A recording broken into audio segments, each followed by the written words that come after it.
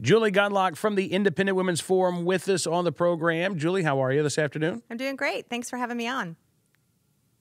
It is my pleasure. It is also my kid's last day of summer vacation. I want you to know. So lucky.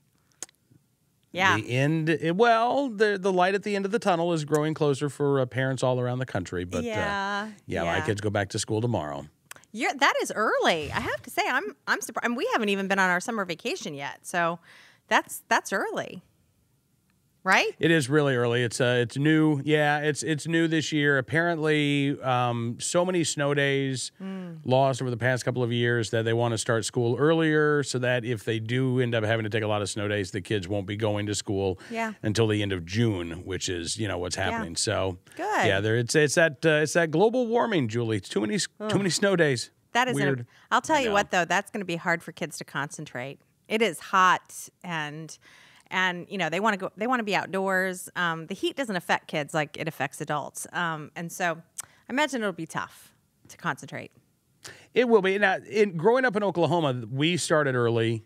We didn't start after Labor Day. We always started around this time, and we got out before Memorial Day. Nice. That's the bonus. Yeah. So it can be done. I am a product of that school calendar year, and I think I turned out reasonably okay. So. Well, I'm not too concerned. Well, I got to tell you, Northern Virginia starts after Labor Day, so the second week of September. So I'm not sure I would say the light is at the end of the tunnel yet. I really can't see the light, but getting closer. It's a long time. It's like 6 weeks away. You still have miles to go before you sleep. Sorry about that. Yeah.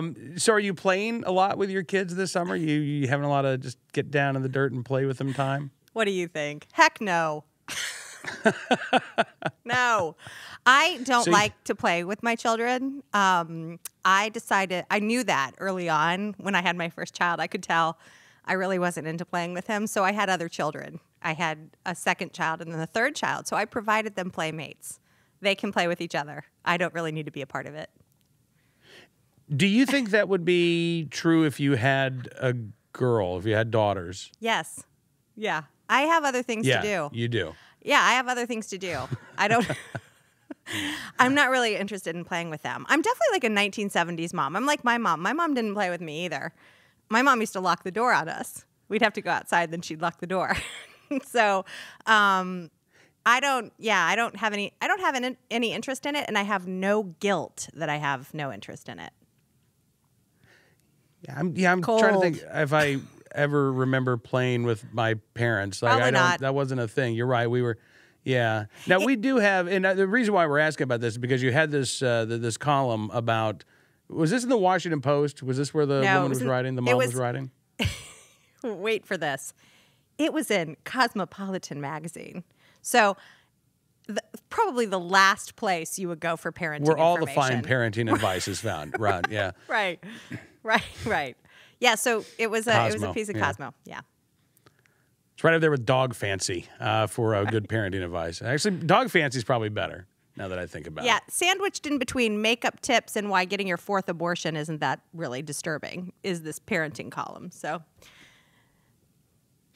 And so this parenting column talked about the mom in question.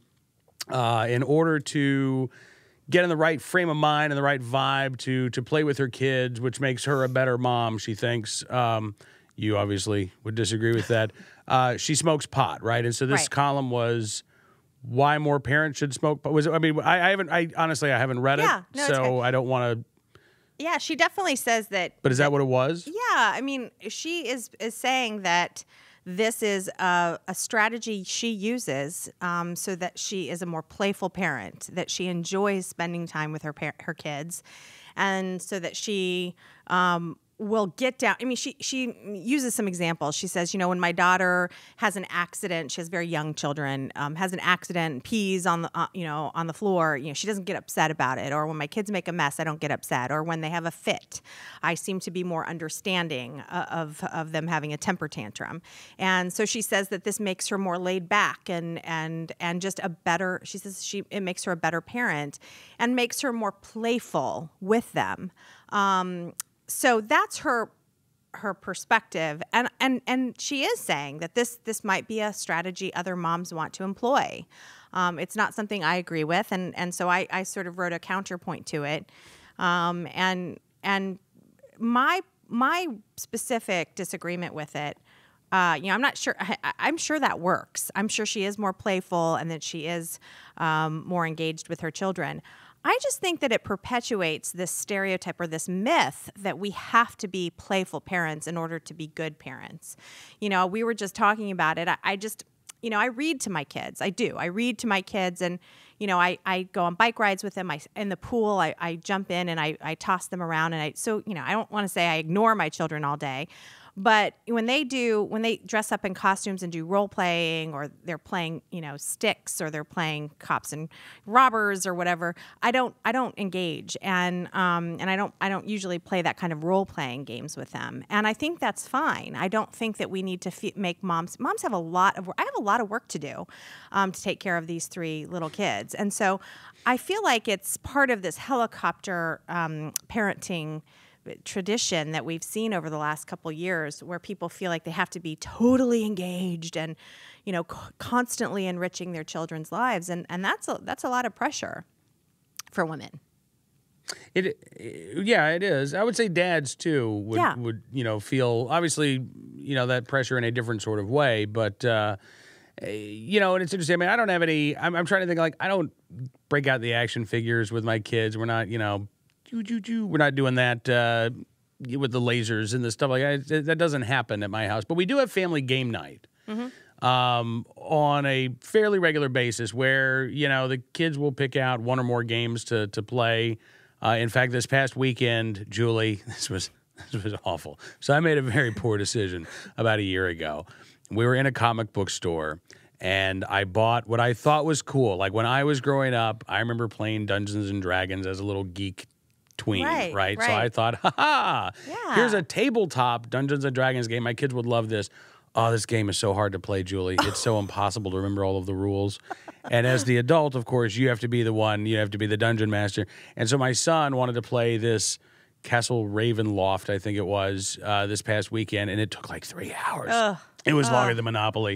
It was That's it awful. was so boring. Yes. But the time, right? But, I'm glad that we had the time together. He had a good time, even though it was really just, it was boring. Torture. So now we got to figure out a better game to play. But, I don't begrudge any parent spending time with their kids. Of course not. Of course not. But it's not a measure it's not the measure of being a good parent. I think there are different. There is not one standard, and the fact that you play for hours with your kids and let your kid, tinkle on the floor and you don't get upset. I mean, getting upset is perfectly natural if you're potty training and it's frustrating. I mean, I think that, she's sort of suggesting, she's sort of admitting it's impossible to play with my children unless I'm stoned. And so, that's true. It is really, I find it purgatorial. I find it boring. And so, I don't think that children necessarily need a playmate. I think that they need a responsible parent who acts like a parent, not like another playmate. And again, my children have brothers and sisters.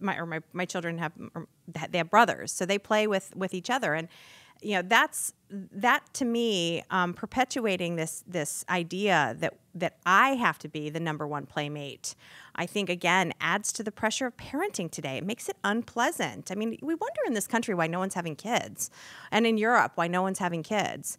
This is why, because we suggest to people that they have to get down on all fours and play along with their kids. You just don't need to do that to be a good parent. Do you remember how old this woman's kids were? Very Julie? young, very young. They were. I don't know specifics, but they were very young.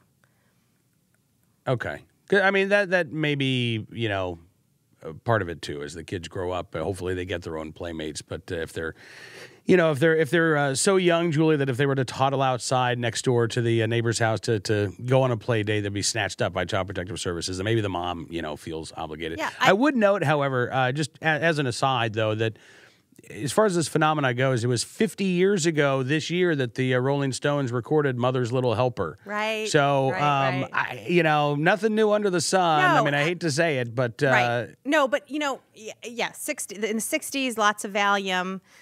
Even when I first had kids, there was lots of mommy happy hours. And so, this stuff goes on. Again, I'm not suggesting that, you be perfect, but the point behind her article was so that it makes you more playful, not so that you can sort of deal with the horror of playing with your kid. It's actually so that her point is you should be a playmate. My point is you don't need to be a playmate, and that might make the need to get stoned a little. It might lessen the need to get stoned if you don't feel the pressure to be this perfect playmate for your child. Or even the perfect parent, again, who doesn't ever get upset about anything and can't, Exactly. It has to maintain that even keel, even when, you find that they've taken the contents of their diaper and redecorated the nursery or something like that, Well, Not that I'm recalling any specific incidents there. Look, those are tough years. Yeah. I have a lot of sympathy for moms. I used to call 2 to 5 the dark hours because I felt like I had done everything possible to entertain. These are when my babies were babies. They were really small, and I felt like, okay, I've done tummy time. I've read some stories. Like, what the heck else am I supposed to do with this kid? And so those are long, long hours. The days are long. The years are short. And so I have a lot of sympathy with moms. But I think we would do moms a service or more of a service if we didn't put so much pressure on them. And we said there's a whole. We acknowledged that there's a whole set of different kinds of parenting strategies. You should do what works for you, but I think relying on drugs and getting high to get through the day is probably not good advice. Julie Gunlock, harshing mellows for the Independent Women's Forum. Sorry about that. You should put that on your business card. Last week I was talking about quite how all I'm right. an apology parent, so I'll just do that. I'm sorry. I apologize. Well, listen, I do appreciate you coming on the program, and listen, I want to talk as well about another new place that you're writing, PJ Media, home of Instapundit and a lot of great columnists and bloggers. They have a parenting site now. That's right. That's relatively new. Yeah, they just started a parenting site. It really shows how, National Review has a parenting silo. Huffington Post has a parenting silo. So many, big news sites now have a dedicated spot for parenting because it's an important issue and there's so many different theories. And I think also there's just a lot of really fantastic female writers who enjoy writing about parenting and parenting trends. So a lot of stay-at-home moms on these sites that do freelance writing in their the little amount of time they have during the day. So it's a great new site, PJ Media Parenting Silo. Check it out. I will do so. Yeah, and I know that you had talked about this, and I would love to write more parenting stuff. I just don't. When do you do it? When I'm not here, I'm with the kids, and then when the kids go to bed, all of a sudden, about 20 minutes later, I feel this wave of exhaustion come over me. I know. I guess I've got that 20-minute window to just crank something out. I don't know how you do it. Oh, I just lock the door. Do what my mom does. Go outside. I find bits of time. That's the key, right? All that time that you would be playing with your kids, mommy's working. Yes, it's called ignoring the children. And I know that you don't really do that. Neglect. By the way, did you? Sorry. See, you're just inviting trouble on yourself, Julie. You know this. I know. You're going to be the topic of a free-range kid column, not you and I talking about a free-range kids column. Right. All right, listen, I do appreciate you coming in studio. It's always good to see you. I'll be up there before long, and we'll see each other in person here soon. Good. Thanks so much for having me. All right, thank you, Julie. Julie Gunlock joins from the Independent Women's Forum here on NRA News, Cam and Company.